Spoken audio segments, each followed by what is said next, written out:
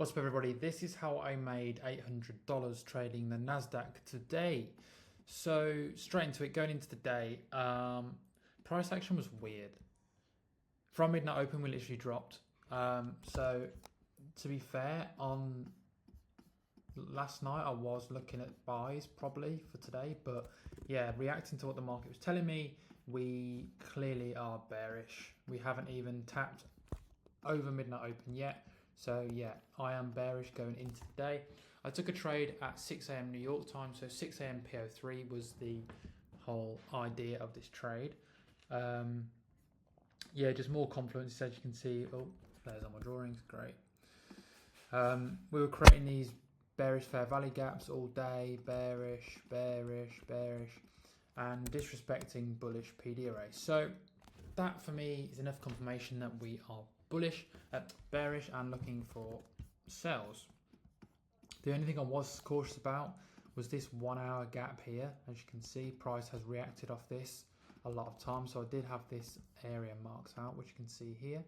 So I did have this demand zone marked out, and yes, that was one I was a bit cautious of, hence why I did what I did in a second. But yeah, so if I show my drawings and whatnot, if we go over here, this is a mess. Let me just tidy a bit this up. So yeah, I've got these levels marked out here, as you can see. So these are all bearish levels. The reds are obviously bearish. So 6 a.m. candle is around here somewhere. Around, I don't know, somewhere around here. So yeah, this is our accumulation. So before the candle opened, we are accumulating. As you can see, we cannot break out of this range. What do? We manipulate out of the range into this 1 hour PD array here. If I just make that a bit bigger. So we've got the 1 hour bearish fair value gap already marked. It's very important to mark your levels the day before or as they are being formed, just so if price enters something, you know exactly where it is. So yeah, price enters that 1 hour gap there. We also create an SMT with ES, which we can see. Bear with me. So this SMT here, so ES creates an equal high here and just about takes it, I think. Yeah, we technically take it, but obviously it's a little bit on a risky side. But yeah, we create a SMT at the highs here, which again is confidence we want to go lower because we swept the high in ES but not in Nasdaq. So price wants to go lower. Ideally for an A plus setup, I would have an internal sweep as well. So ideally I would want price to sweep this level here, but it does not, so that's fine. Not an A plus, just an A setup.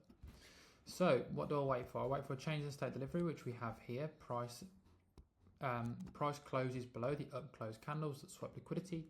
So if we go to the left here, there's actually no liquidity, which is great, but that's fine. We'll skip past that. Technically on ES it did sweep it. So the change in the state is the up close candles here. We close below here with a fair value gap, so it's an extra confluence for me to enter a trade.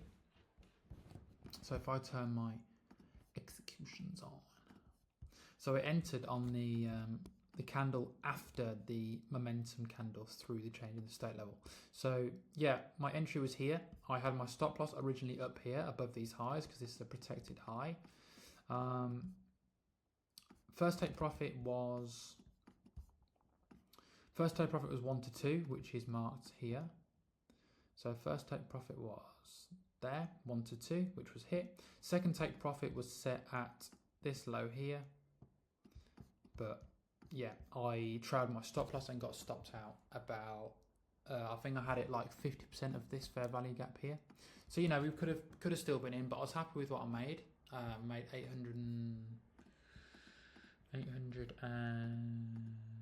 837.50 on the day, so I'm happy with that. But yeah, if we just let me just clear all the drawings quickly. So if we just look, then this is PO3. So what do we have? Why did I take this trade? We have this gap here. This is the key. This is the key here, this gap. So this here is a 1 hour fair value gap, okay? So as 6 a.m. opens, before 6 a.m. even, so 6 a.m. is here, this candle here. So after 6 a.m., look, we have this accumulation. That is perfect. Exactly what I want to see. What do we then do? We then manipulate into a 1 hour fair value gap. So this is basically tricking people out. This is making people think, okay, the market's reversing. We are going to go higher. But no, this is manipulation. So we manipulate into a 1 hour fair value gap and then we drop. This is PO3 to a T. Okay. So if I just mark it out a bit clearer, we have accumulation. We have manipulation up here in yellow, and then we distribute down. Accumulation, manipulation, and then blue distribution. Just like that. So that's how I made $837 trading the Nasdaq today. See you soon. Peace.